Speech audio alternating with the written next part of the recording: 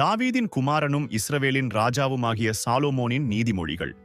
இவைகளால் ஞானத்தையும் போதகத்தையும் அறிந்து புத்திமதிகளை உணர்ந்து விவேகம், நீதி, நியாயம், நிதானம் என்பவைகளைப் பற்றிய உபதேசத்தை அடையலாம். இவைகள் பேதைகளுக்கு வினாவையும் வாலிபருக்கு அறிவையும் விவேகத்தையும் கொடுக்கும். புத்திமான் இவைகளைக் கேட்டு அறிவில் தேறுவான். விவேகி நல்லாலோசனைகளை அடைந்து நீதிமொழியையும் அதன் அர்த்தத்தையும் ஞானிகளின் வாக்கியங்களையும் அவர்கள் உரைத்த புதைப்பொருள்களையும் அறிந்து கொள்வான். கர்த்தருக்கு பயப்படுதலே ஞானத்தின் ஆரம்பம். மூடர் ஞானத்தையும் போதகத்தையும் அசட்டை பண்ணுகிறார்கள். என் மகனே, உன் தகப்பன் புத்தியை கேள், உன் தாயின் போதகத்தை தள்ளாதே. அவைகள் உன் சிரசுக்கு அலங்காரமான முடியும், உன் கழுத்துக்குச் சரப்பணியுமாயிருக்கும். என் மகனே, பாவிகள் உனக்கு நயங்காட்டினாலும் நீ சம்மதியாதே. எங்களோடே வா, இரத்தஞ்சிந்தும்படி நாம் பதிவிருந்து குற்றமற்றிருக்கிறவர்களை முகாந்தரமின்றி பிடிக்கும்படி ஒளித்திருப்போம். பாதாளம் விழுங்குவது போல் நாம் அவர்களை உயிரோடே விழுங்குவோம். குழியில் இறங்குகிறவர்கள் விழுங்கப்படுவது போல் அவர்களை முழுமையும் விழுங்குவோம். விலையுயர்ந்த சகலவித பொருள்களையும் கண்டடைவோம். கொள்ளைப் பொருளினால் நம்முடைய வீடுகளை நிரப்புவோம். எங்களோடே பங்காளியாயிரு. நம்மெல்லாருக்கும் ஒரே பை இருக்கும் என்று அவர்கள் சொல்வார்களாகில். என் மகனே, நீ அவர்களோடே வழிநடவாமல் உன் காலை அவர்கள் பாதைக்கு விலக்குவாயாக.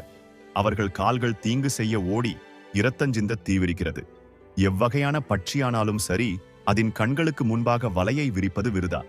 இவர்களோ தங்கள் இரத்தத்திற்கே பதிவிருக்கிறார்கள், தங்கள் பிராணனுக்கே ஒளி வைத்திருக்கிறார்கள். பொருளாசையுள்ள எல்லாருடைய வழியும் இதுவே. இது தன்னையுடையவர்களின் உயிரை வாங்கும். ஞானமானது வெளியே நின்று கூப்பிடுகிறது, வீதிகளில் சத்தமிடுகிறது. அது சந்தடியுள்ள தெருக்களின் சந்திலும் ஒலிமுகவாசலிலும் நின்று கூப்பிட்டு பட்டணத்தில் தன் வார்த்தைகளை வசனித்துச் சொல்லுகிறது. பேதைகளே, நீங்கள் பேதைமையை விரும்புவதும், நிந்தனைக்காரரே, நீங்கள் நிந்தனையில் பிரியப்படுவதும், மதியினரே, நீங்கள் ஞானத்தை வெறுப்பதும் எதுவரைக்கும் இருக்கும்? என் கடிந்து கொள்ளுதலுக்கு திரும்புங்கள். இதோ, என் ஆவியை உங்களுக்கு அருளுவேன், என் வார்த்தைகளை உங்களுக்கு தெரிவிப்பேன். நான் கூப்பிட்டும் நீங்கள் கேட்க மாட்டோம் என்கிறீர்கள். நான் என் கையை நீட்டியும் கவனிக்கிறவன் ஒருவனும் இல்லை. என் ஆலோசனையெல்லாம் நீங்கள் தள்ளி என் கடிந்து கொள்ளுதலை வெறுத்தீர்கள்.